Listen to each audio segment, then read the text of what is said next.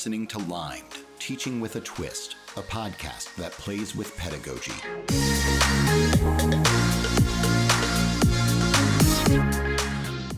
This episode, we decided to try a slightly different format by splitting it into two parts. This month, you'll hear faculty perspectives from Janet Bean and Drew Pearl, contributors to the book Cultivating Capstones, Designing High-Quality Culminating Experiences for Student Learning, about prepping a brand new Interdisciplinary Minors Capstone course. Lina, Kuhn, and Swanson have just had their Global Film and Cultures minor approved and will be teaching its capstone for the first time next spring and are looking for ways to innovate through co-creation with students that honors the interdisciplinarity of their program. Next month, we'll share our episode featuring student perspectives on the Global Film Capstone. Get your popcorn ready and enjoy the show. I'm Matt Whitstein.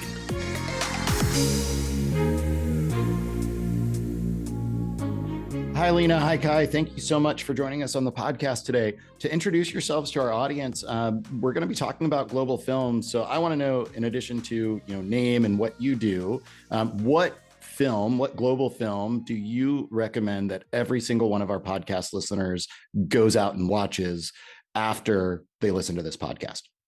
Hi, I'm Lina. I'm a lecturer in the English department at Elon, and my kind of area of expertise is science and the humanities and the horror genre. So for my favorite global film that I think everyone should watch, I'm going to have to pick a horror film. So I'll say Nosferatu from 1922, which is, just a classic black and white horror, but also a really good example of German expressionism and just so influential on all the horror that comes after. Definitely a great one if you haven't seen it yet. I'd have to agree with that. Hello, I'm Swanson. I'm an assistant professor in cinema and television arts at Elon University. And I teach an array of things, but mainly what I teach is comedy writing, comedy production, and TV production, along with that narrative aesthetics. And so a lot of what I think about is the subtext behind films. I'm also a filmmaker. I'm an independent filmmaker, producer, and writer. And so I like films that are not afraid to get into uncomfortable topics in order to shed light on what's actually happening in society. And so a recent film that I saw that just got wide release, and also it is up for Best Picture in the 2024 Oscar race, is Jonathan Glazer's Zone of Interest. I legitimately think it's the greatest film I've ever seen, and I think it's very timely and very important. It has to do with the Holocaust, and it is a very different perspective on the Holocaust, and I've never seen a film quite like it before, but I really strongly suggest it to all of the listeners. Well, I'm excited to add those to my watch list after this. So I know you both have worked on developing a global films minor here at Elon University, and you're in the stages of thinking about that capstone experience. But before we get there, can you tell us a little bit about the minor and the process and the state that you're in with that minor? Yes, so we are fully approved, which is very exciting. We're just waiting to get all of the classes and the description added to the academic catalog so that students and faculty can both see it.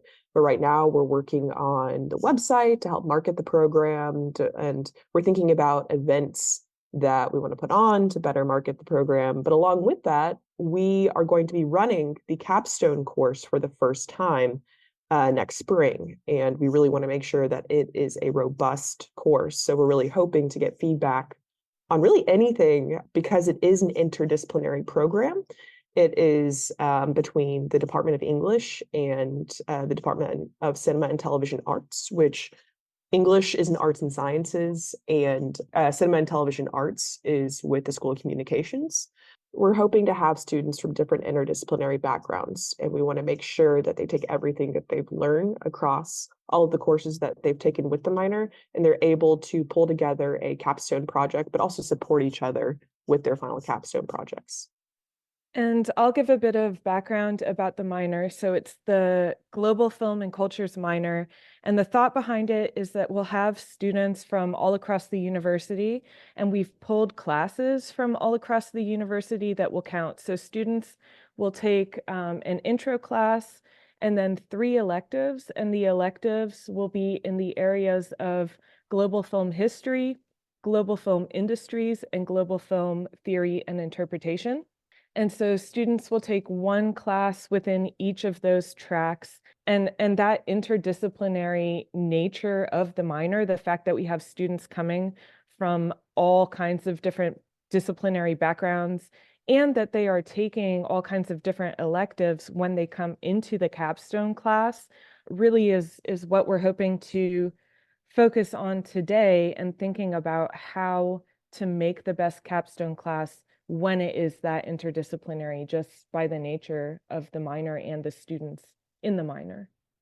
I really appreciate that context and sort of that breadth of the electives sort of fitting into different categories. Can you tell us just a little bit more of like what fits into each of these categories? So I think history of film kind of makes sense, but I'm not sure I know as much about your sort of industry and interpretation categories. But for our audience, what types of courses fit into each of those categories? I can speak to the industries. Something I don't think I really have a formal education in, but I always wanted an education in, is how industries, marketing, PR, money really actually impacts what films get made, what films don't get made, and how films get made. Because a film with $100,000 budget is very different than a film with $100 million budget. So I think really pointing to students understanding that is vitally important.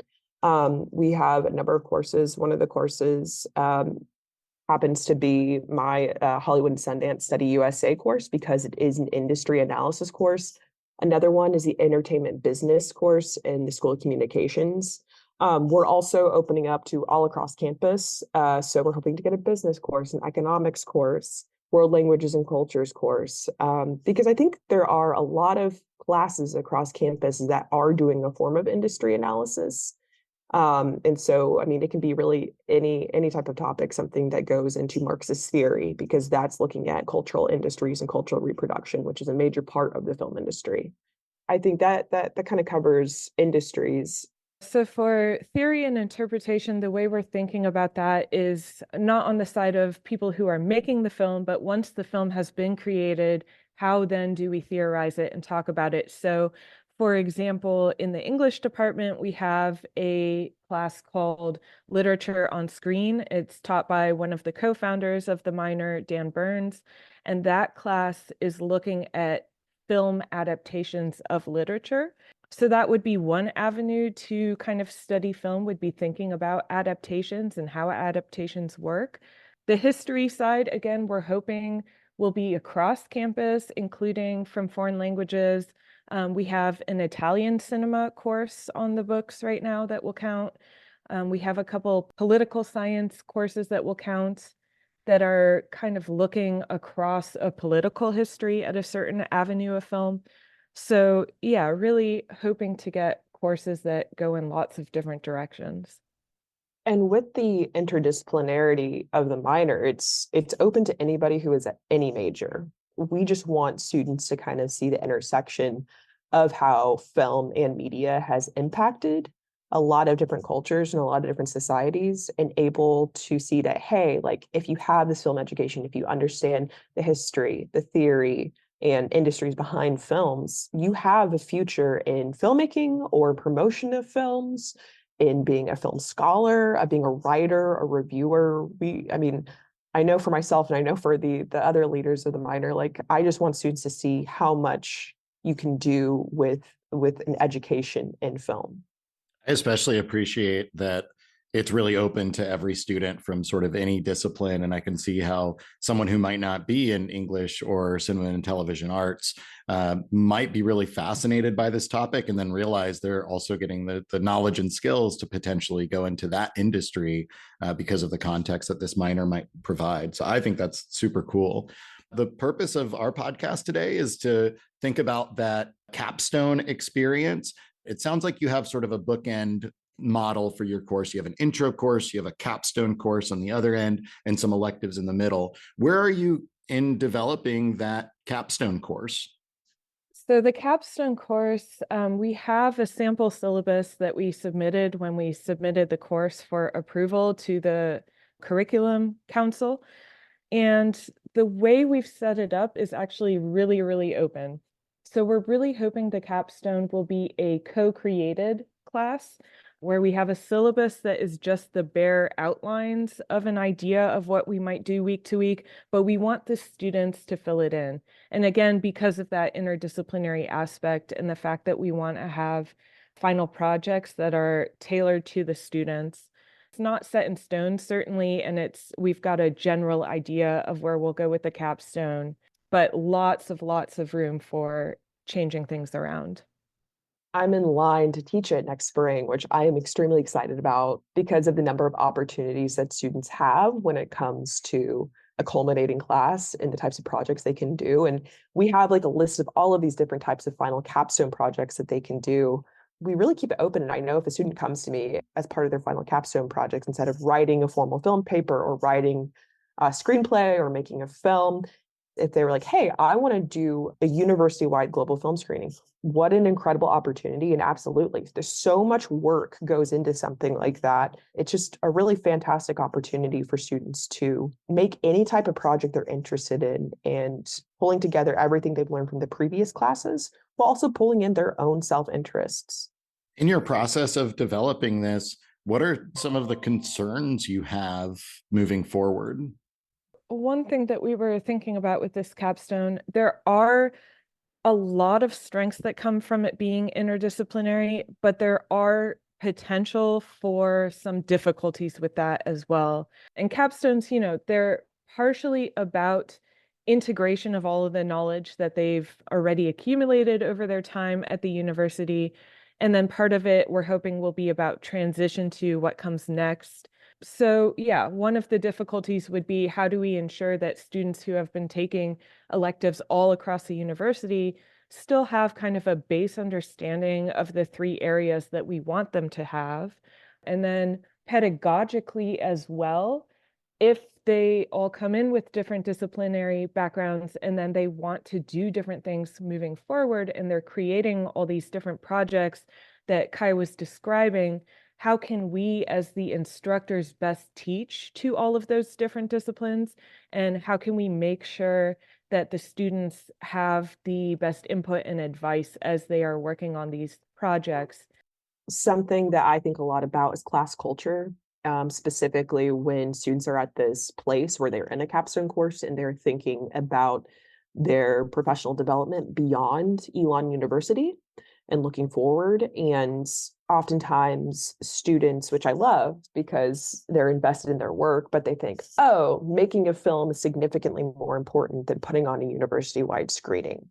And they don't give the best type of advice to each other, or they don't find the importance in each other's work. So a top priority for me to establish when I'm teaching my first capstone course, but I really hope anybody who teaches the capstone course takes into consideration, is that every single discipline, every single capstone project that students are working on are vitally important to the film industry, and that they are respectful of each other's projects and they are invested in each other's projects so that they can give advice coming from their different disciplines. I mean, that's what I love interdisciplinarity. I love people who come from different backgrounds. When I'm working on a set, I love to bounce ideas off of someone who has never worked in the industry before. We all have blind spots, and that's why we have people from different majors coming from across campus into this minor. So I just really want to make sure that I am cultivating a positive and collaborative environment amongst students, and students who are going to support each other with their final capstone projects. You all have clearly put a lot of thought into this.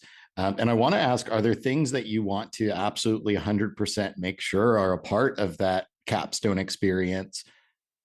Yeah, I think a showcase. I really want to do a showcase to the public. I think it's great experience for students with their projects.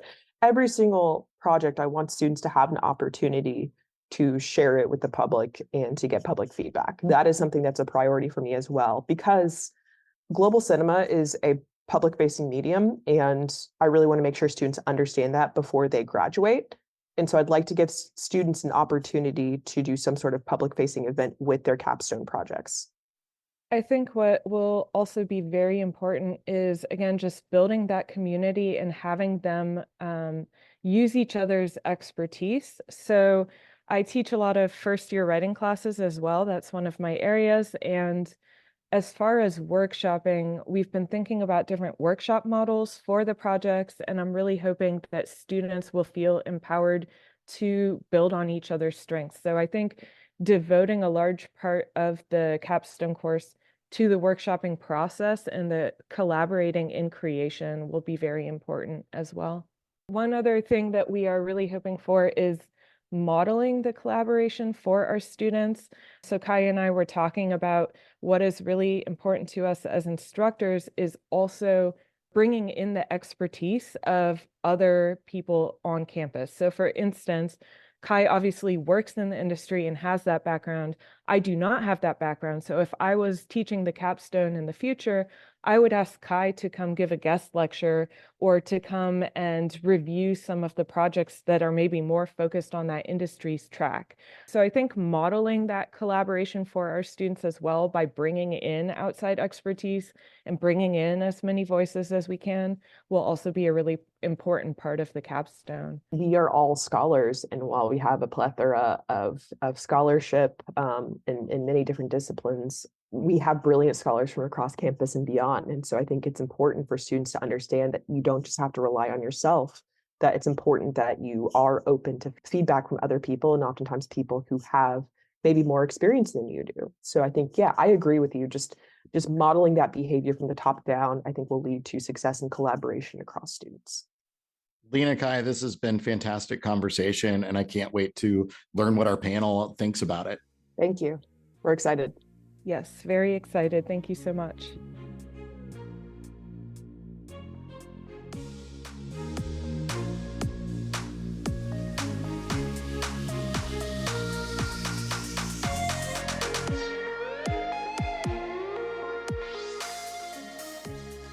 Hi, Janet. Hi, Drew. Welcome to the show. I'm really excited to have you here and to introduce yourselves to our audience. Can you tell me what a capstone is? Hi, I'm Janet Bean from the University of Akron in Ohio. I direct the Institute for Teaching and Learning and am an English professor. A capstone experience is a culminating experience for an academic program that gives students a chance to pull together and make sense of what their program meant. Hello, everyone. My name is Drew Pearl. I use he, him pronouns, and I serve as the Director of Community Engagement Research and Publications at the University of Alabama's Center for Community-Based Partnerships. To me, a capstone project is an opportunity to celebrate learning, to celebrate the culmination of work that has been done, and to see sort of the outcomes and the why of the work that we've been doing. We learn things in all of our different courses, and the capstone is that opportunity for us to put all the different pieces together. I really like both of those pieces of it sort of being a culminating thing, but it's also a celebration. Very often capstones are kind of at the end of our experiences, and it's a celebration of that transition from where you are to where you're going. And I think those are great, cool sentiments. So we just talked with Lina Kuhn and Kai Swanson, who recently proposed a global film and cultures minor. It was accepted, and now they have to teach it. So they're working on developing their capstone course for that minor, and they are seeking some advice on how to make that as exciting and engaging and effective as possible as they're thinking about having students from very diverse backgrounds, some from arts and sciences, some from cinema and television arts and other communications majors, probably some that are juniors and some that are seniors at different stages of their own academic development. And so they're trying to think about what a capstone experience for this really strong interdisciplinary program can look like. And that's why we turn to you to get started. I know you all are well-versed in capstone experiences. And as we think about an interdisciplinary program, a minor program, and we think about sort of the things that make capstones effective, are there any features of capstones that you think are especially important for this context? Given the interdisciplinary nature of this program, it's really, really important to have opportunities for students to reflect and to have guidance about how they're reflecting, because actually interdisciplinary work is really, really hard. And everything about our academic experiences tends to put us in silos of our disciplines. And so what this program is really helping students do is do something integrative and different. And we have to like recognize that that's a different thing for them, and they need practice and opportunities to think about what it means to be interdisciplinary. So I say reflection is like one of the key things that I would recommend that they build into this capstone. Janet, I love that you really focused on that reflection, that critical reflection that's necessary, because in a lot of ways, a capstone really is a big reflection. It is the opportunity to borrow from one of my colleagues in the community engagement world, Patty Clayton, for students to be able to generate learning. They generate by doing the capstone, by doing this reflection. They deepen their learning. They sort of dig a little bit more purposefully into the work that they're doing. And then they have this way to document their learning. They are working towards some goal, some sort of public demonstration, some sort of portfolio that they can take with them to the next thing. So really this capstone can be an opportunity for them to work toward something really impactful for the students coming from a lot of different disciplines. Drew, when you said document, I think that is one of the real challenges, because for students to document something, the faculty need to be very clear about what their goals are for their learning. And one of the things I will congratulate Lina and Kai on is how well they structured this program. Having the introductory course where you can really get students thinking about what the goals of the program are, then having the electives, and then having this culminating experience is actually an ideal way to structure a program. So there's a lot of opportunities, and I think it's really important to be transparent and very clear right from the start about what the goals of the program are. And one of the things I know that Kai and Lina are interested in is having some open space for creative projects. I think that's going to be a little bit of a tension between that creativity and this idea of like, what are your learning outcomes and what needs to be documented. So I think it can be a productive tension, but it will be a tension. I love that. And it really speaks to the fact that documentation looks different to students who are coming from different places and who have different career goals, career trajectories. Some of them may be wanting to continue on to grad school. Some of them, this may be the last thing with film studies that they ever do. Or some of them might want to go right into the workforce, taking the things that they've learned from this experience and putting it into practice. So thinking about what documentation looks like from all those different perspectives. That's why I'm really excited that it seems to be very intentional that Lina and Kai are focusing on this idea of co-creation with the students, not only co-creating with each other and really identifying goals that aren't separate coming from their different disciplines, but are really integrative and pulling everything together. Having students a part of that conversation, I think, is going to be really critical. There's a whole literature, a whole academic journal focused on students as partners. If they are really partners in this experience, that is going to be really important in helping them to identify, define success for themselves, and then be able to assess whether they've achieved that success that they've laid out for themselves. That's a great segue, because one of their goals is to really think about the co-creation with students. But one of the challenges with that is in our time-locked semester, there isn't necessarily a lot of time to spend co-creating. So I would love just kind of a brief overview of some of the pitfalls and success stories of co-creating that maybe you've experienced or that some of your colleagues at your institutions have experienced. At the University of Akron, we have a wonderful program through our Center for Engaged Learning where faculty and students work together to create courses, and they're called unclasses because they really want to emphasize that this is not your typical class. This is a class. Often the students come up with the idea for the class. And it's a wonderful idea, but it certainly has had its growing pains in terms of like, how do you get students to co-create the curriculum? How do you get students to actually come up with products at the end? How does the whole thing work? I have seen several courses struggle, and I've seen several courses that have been successful. And the ones that have been more successful have actually had some kind of target at the end. And I think that Kai and Lina are having this idea of public sharing at the end, and that can be a way to help students know at the end, we need you to do this.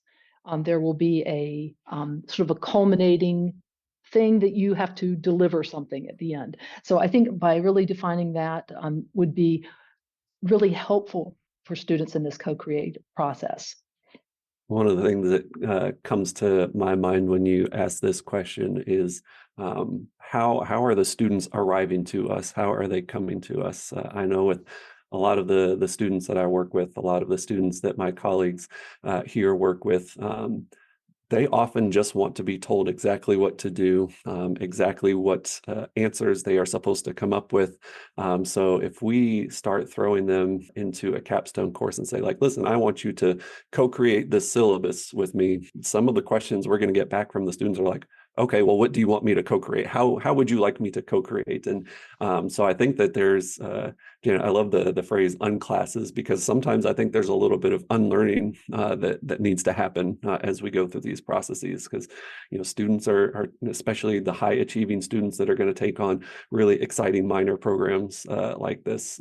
They are very used to coming up with the answers and knowing that there is a right or a wrong answer.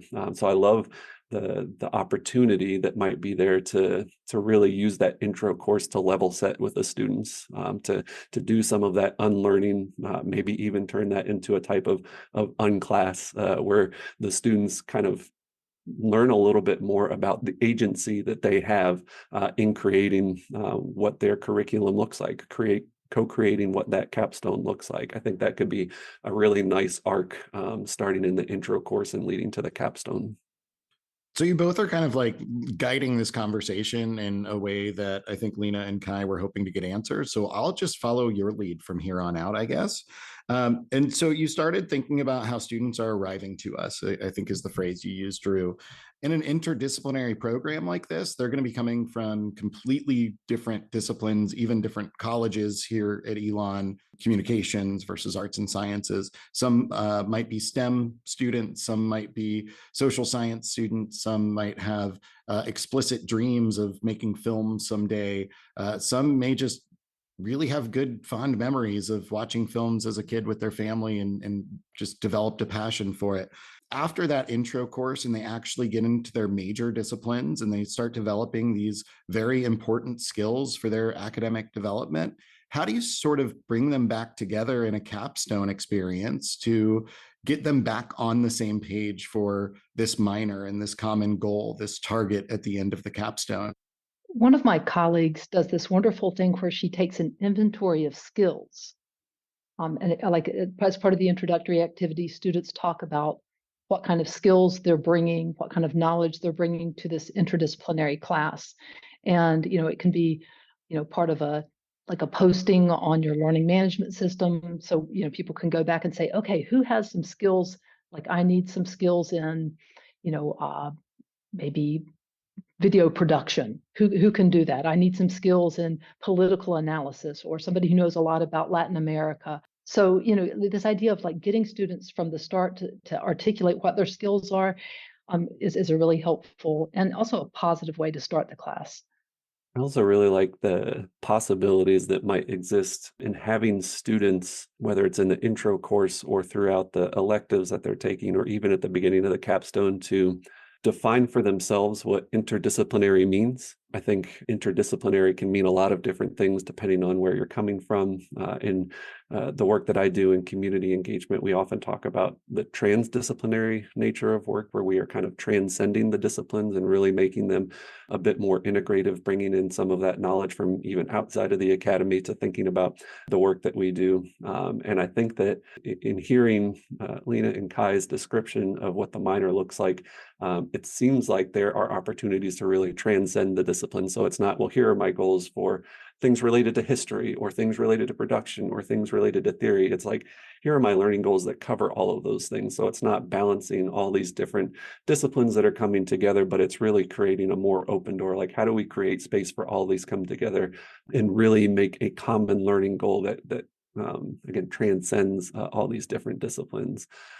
So I think that there could be some really interesting opportunities to let students do some of that defining of interdisciplinary for themselves, to help them see that they're all on the same page or coming from different perspectives. One of the concepts that we talk a lot about in community engagement is this idea of full participation, and the necessity of full participation in effective public and community engagement, meaning that we're not just opening the door. So no matter who someone is, what their background is, where they're coming from, what sort of prior knowledge they have, not only can they come in and participate, but that their voice is elevated and valued and considered an integral part of the experience. So even if a student is in their first semester, maybe they just saw this and thought it sounded like a fun idea. They, Matt, as you said, they had fond memories of watching movies as a kid, so they thought this would be a cool thing to check out. We want that student as a part of this process, and we don't want them sort of taking a backseat to someone who has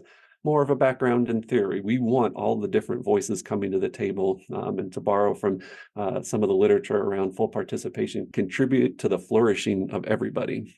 This minor program, and I would say most of higher education, should be about flourishing.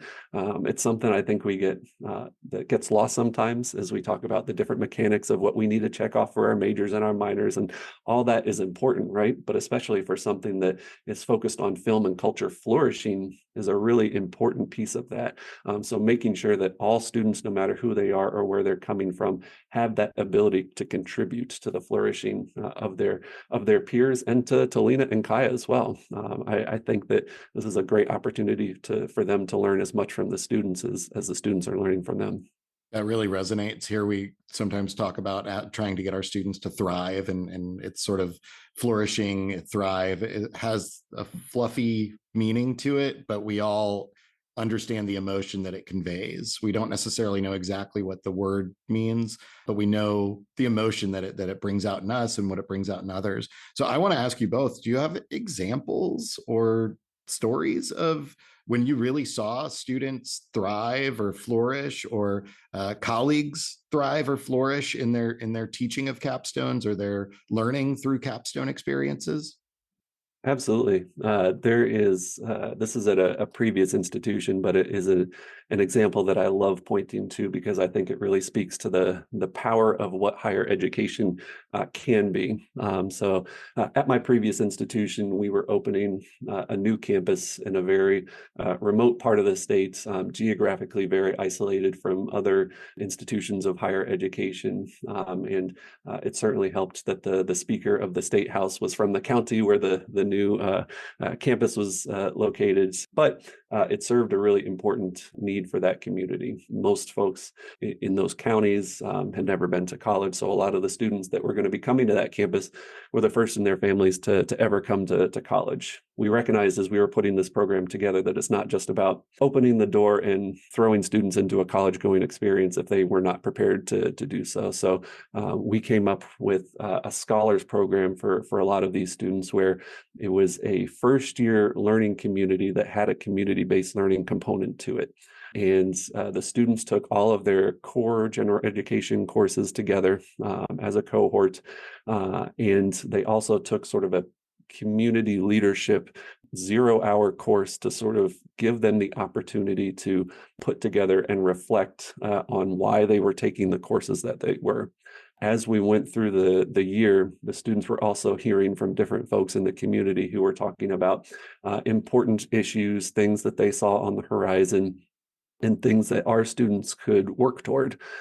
So the culminating experience, sort of the capstone for those students' first year, was to do some sort of public education program focused on what these important community issues were that they were hearing from different leaders in the community themselves. So it was a really interesting opportunity, not only for the students to see the relevance of higher education. Most of them, if that campus wasn't there, wouldn't have thought about going to college because it didn't feel real and relevant to them.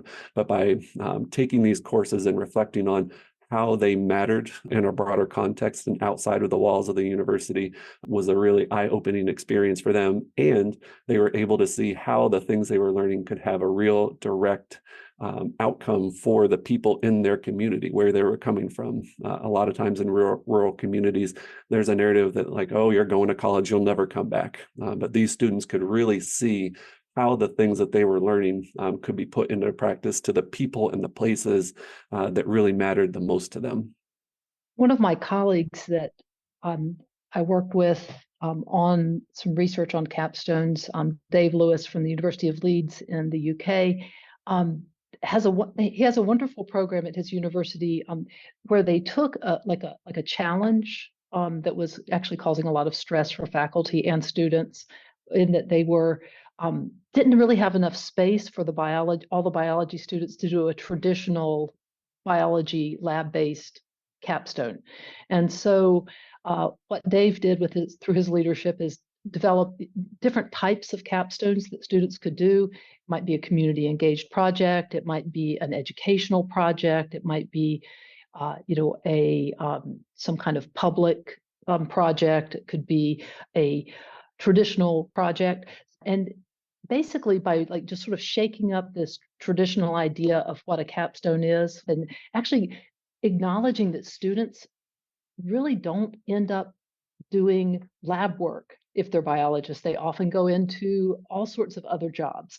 So this idea of connecting the capstone to what students might be doing in the future, or to have the capstone help them enrich their skills and their abilities and their vision of what biology might do. That's what Dave's program at the University of Leeds did, and I think that it really helped both the faculty and the students flourish. Janet, you're sort of talking about the capstone being a transition for some of those students, and your colleague at Leeds kind of created they had a unique challenge and they figured out a way to solve it by having a lot of different options. But there's a lot of uncertainty in what students might do and how they might use the knowledge from their programs in their future. And there's also a lot of variability that all the students aren't going to go do the same thing. So do you have any advice for how to be okay with that uncertainty, and especially how the faculty members, Lina and Kai and other listeners, might support their students in being comfortable with that uncertainty and still seeing the value of what they're doing within the course setting? I know that Dave Lewis at the University of Leeds, they actually organized different potential projects for students, and students signed up. So in some ways, I just putting some guardrails on it, or some guide rails on what kind of projects might be available, I think kind of lowers the anxiety of students. So if you come in and you might say, here are 5 different types of projects you might do. And, even better if you could say, here are some examples from previous years. So students might have a vision of what is possible. And we're open for other ideas as well. But I think it really helps students if you could be transparent about the possibilities, to give examples, and to really help scaffold their thinking. I also think it's valuable to sort of muddle around in that uncertainty and that unpredictability. That's where a lot of the magic can happen for the students. The whole higher education rigmarole, it's all about learning for the students, right? It's not, we want our students to put together this pristine project at the end. Yes, we want to give them all the tools necessary to work toward that, but we really want them to learn along the way. These are experiential learning opportunities. And in my experience, I mess up a lot more often than I am successful. So having these conversations with students and letting them know that that's where the really important learning happens. You come up against an obstacle, you see something, you're not sure what the quote unquote right answer is supposed to be. That's where you start to learn what's important to you, what's important to your colleagues, what's important to other stakeholders that are involved. I think playing around in that uncertainty can be really valuable for students, and not something that they always have the opportunity to experience. I think it's very funny, Matt, that you've brought together me and Drew. I'm talking about, let's have some guide rails for the students, and Drew is talking about, let's play around in the mess. So I think it has to be both, but I do value both.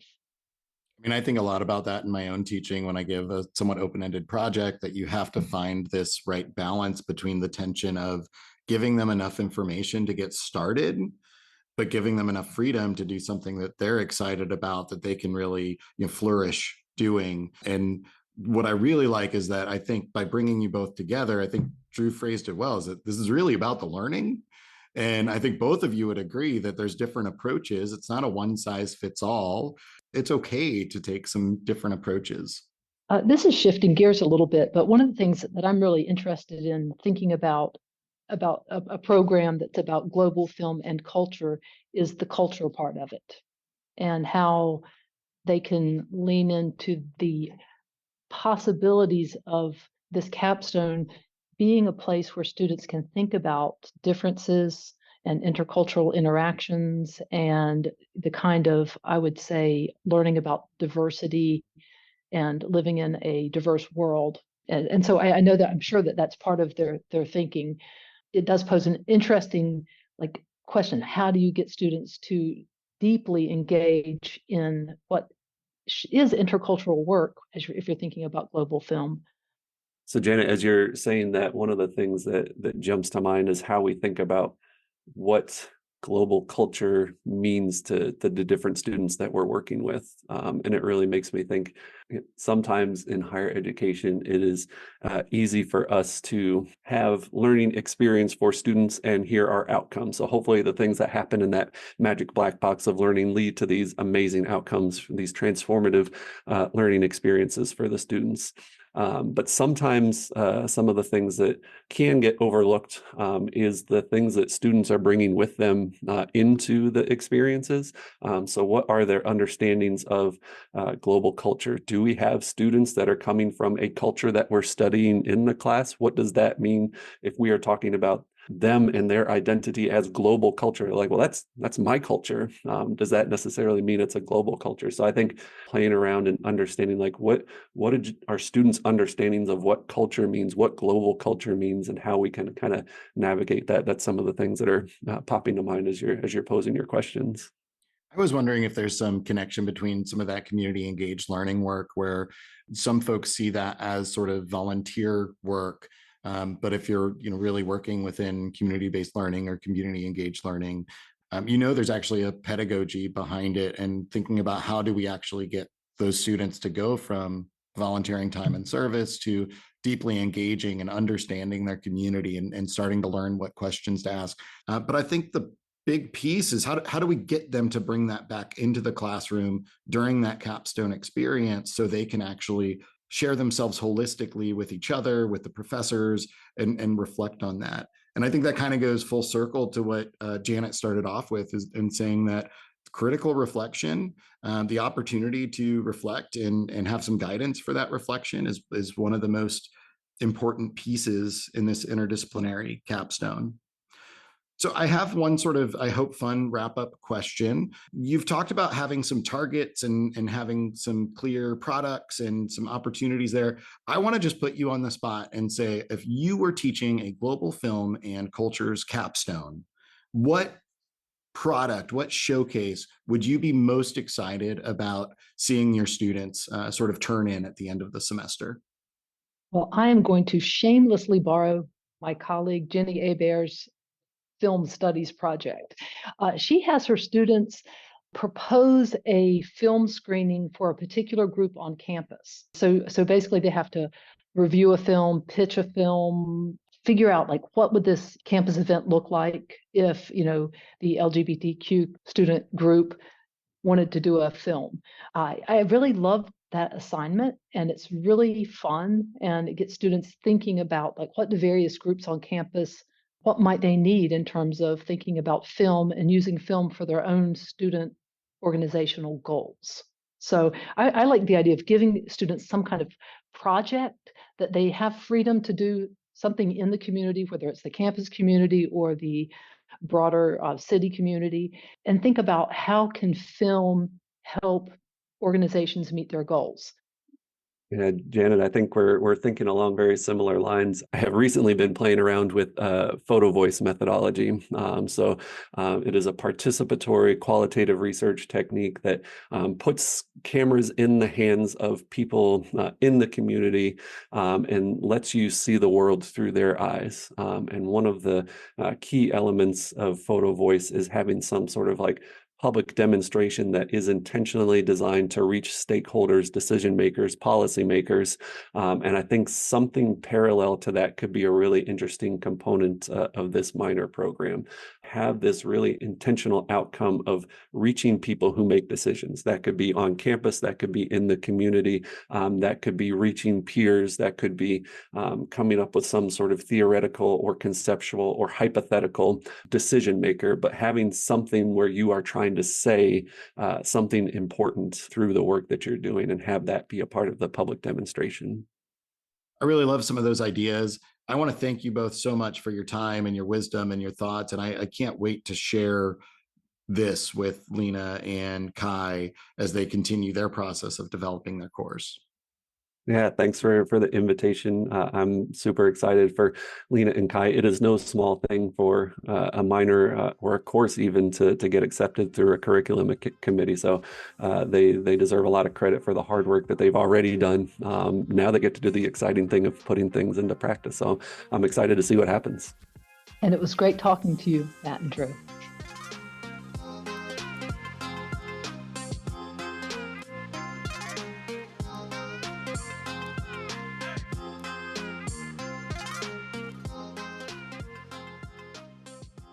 Lina, Kai, it's great to see you and talk to you again.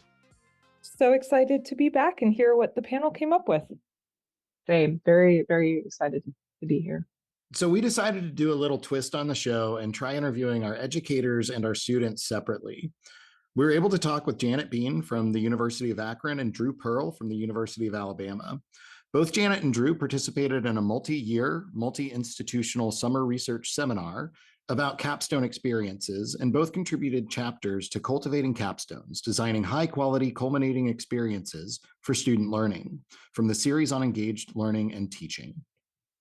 I started the conversation by asking Janet and Drew to share what they felt was the most salient part of a capstone experience, and they agreed that it should somehow be culminating, help celebrate the journey and successes of student learning, and help students see the why. When asked about features that make those possible, we spent some time discussing reflection, having guidance for the reflection, helping students document their learning and products of learning, and providing transparency and clear goals of the program. At this point, they really wanted to commend your minor design and ask you to think about how to embed some expectations or previews of the capstone in that introductory course or even in some of the electives. I like the idea of scaffolding some of the expectations across the courses, but we acknowledge that might be difficult with the breadth of elective options that would include many non-minor students. We talked a little bit about getting students from diverse disciplines up to the same speed, and Janet immediately thought of a skills inventory that could be used to get students to start talking about what they know and can do, and what they might need to get from partnership or additional learning. Drew got excited about the opportunity that exists to make this transdisciplinary by really blurring those interdisciplinary boundaries and setting high expectations of students to bring their knowledge and experience into the class and any sort of project. When thinking about that final project piece, having some clarity and a target and balancing the tension between giving examples that might be mimicked or giving a blank page that might feel overwhelming is really important. As instructors, it's probably our responsibility to remove some of that burden by providing options and examples, scaffolding, and being adaptable. When asked about co-creation, Janet talked about unclasses at the University of Akron, which are described as, and I quote, an interdisciplinary playground for students, faculty, and community stakeholders to work together to experiment with various approaches to problem solving and respond collaboratively to opportunities and challenges in our shared community, end quote. The way Janet described it, it sounds like students, faculty, or community partners can propose a concept for an unclass. Then smaller class sizes would allow all the partners to work together to craft the course as it goes. While I know this isn't a perfect match for your global film and cultures minor, Capstone, I thought this model was really imaginative and encouraging that true co creation is actually possible. Finally, I really want to emphasize one piece that sort of echoed throughout the conversation. Drew referred to it as flourishing, and I think at Elon, we typically call it thriving. Trying to get us and our students to celebrate in the process of learning, the actual flourishing of thought and action, to practice skills like engaging with uncertainty in what a final project might look like, or deepening engagement by honoring what students might be bringing into the discipline from outside the academy. These are what capstones are really about. I'm just so appreciative and thankful for both Janet and Drew for their incredible feedback. Specifically, I really like their suggestions related to target goals, getting students to flourish. I like that word flourish. I mean, it has a different definition than thrive. And so I like the idea of integrating that into the capstone course, but always making sure to scaffold in reflection, not only just with the capstone course, but across the minor. So all of that feedback was really fantastic, and I know will be helpful as we go back to reflecting on the capstone course and finding ways to improve its structure. One thing I thought was extremely interesting that I could see us wanting to implement would be the skills inventory, and not potentially as a way like, quiz the students, what are the skills that you have? And then let's make sure that we teach the rest of you the things that are missing, but more as a way to figure out which skills they are bringing in that they can then be those experts for each other. Obviously, an inventory, that would be a great way to make sure that the electives are working the way that we want them to, that they are having some of these film related skills as they enter the capstone. But I think it would also be a really nice way to have the students feel confident. Hey, look, you marked this particular skill as very high on your list. This other peer has this other skill. I think the two work well together for this project. Why don't you have a conversation? I think that sounds like a great jumping off point for building some of that interdisciplinary community. Along with that, in the community building, also having students improve upon their skills by helping other students with understanding certain skills and certain ideas, certain ideologies, and certain cultures. So I really like what Drew shared about the idea of flourishing. And I want to ask you sort of the hypothetical. What would it look like if your students were flourishing in your capstone course? What would that actually look and feel like? To me, that would mean students each week are identifying parts of their project because it is a project-based capstone. Um, they're identifying texts, they're working on it rather than like, I feel like in a lot of cases, students in capstone courses or with capstone projects, it's, they're like, oh, I gotta get it all done in like one particular sit down, but they understand that process is part of making a better project. And they really, each week, they come to class with new readings, with new objectives for themselves, and they are weaving in aspects of previous electives in the intro course, along with their outside relationship with film and television. But I think, yeah, each week coming in with new objectives, each week with coming in with new ideas related to their project, and seeing it in a holistic perspective, and knowing they will not have all of the answers. They might not even have a final cut or a final draft by the end of the semester, but knowing that this is a process and that this is a project that will continue to grow as filmmakers, as screenwriters, as artists, as teachers, whatever path they choose after this minor, that they can continue to grow and that they can continue to expand upon this project.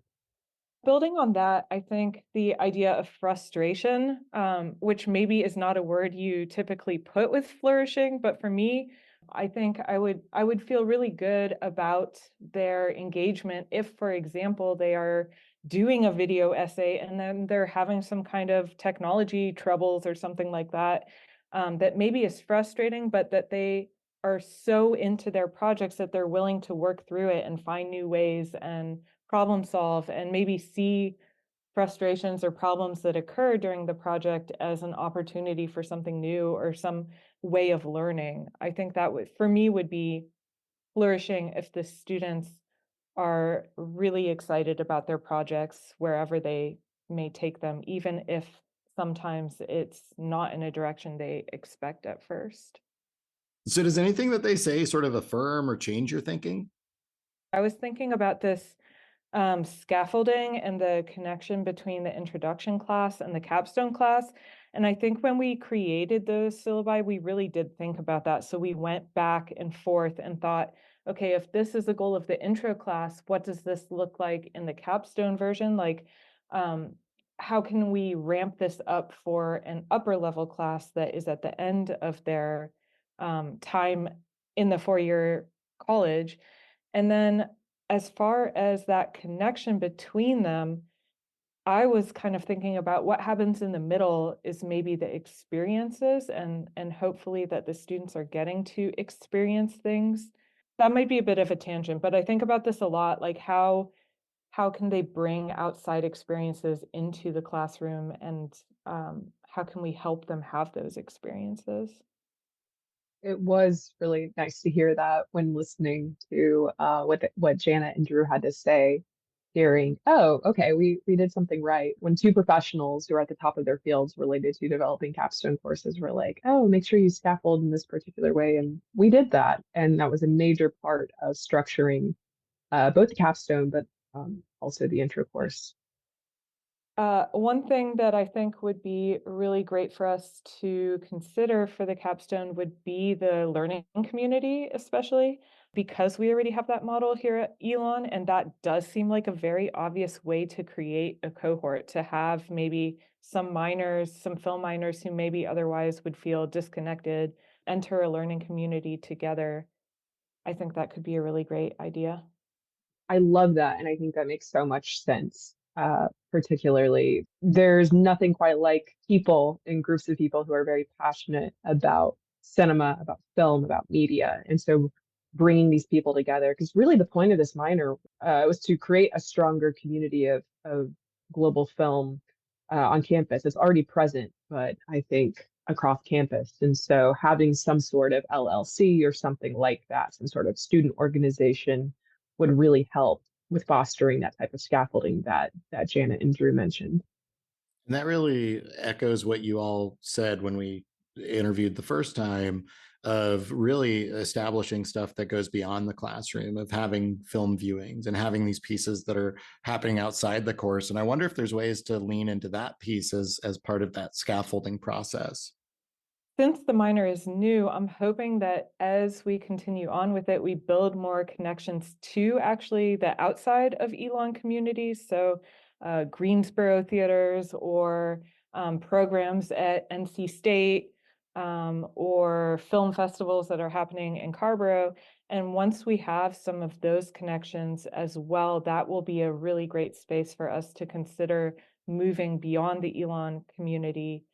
In the way that Drew was talking about, it sounds like that would be another great opportunity that we've certainly been considering, but maybe don't quite have the structure yet to delve into. Yeah, I think you all really have like a discipline and topic area that lends itself well to creating a really cool capstone. And I can't wait to see what our student panelists have to say about it. So Lina, Kai, thank you. And I look forward to chatting with you both again. Thanks. Thank you.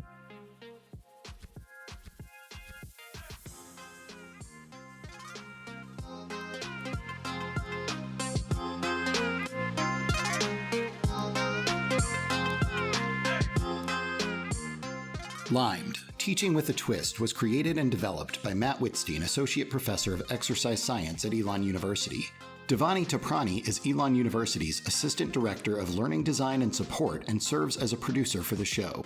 Jeremiah Timberlake is a class of 2024 Computer Science and Music in the Liberal Arts double major at Elon University and summer 2023 intern for Limed. Music for the show was composed and recorded by Kai Mitchell, a class of 2024 music production and recording arts student at Elon University. Limed, Teaching with a Twist is published by and produced in collaboration with the Center for Engaged Learning at Elon University. For more information, including show notes and additional engaged learning resources, visit www.centerforengagedlearning.org.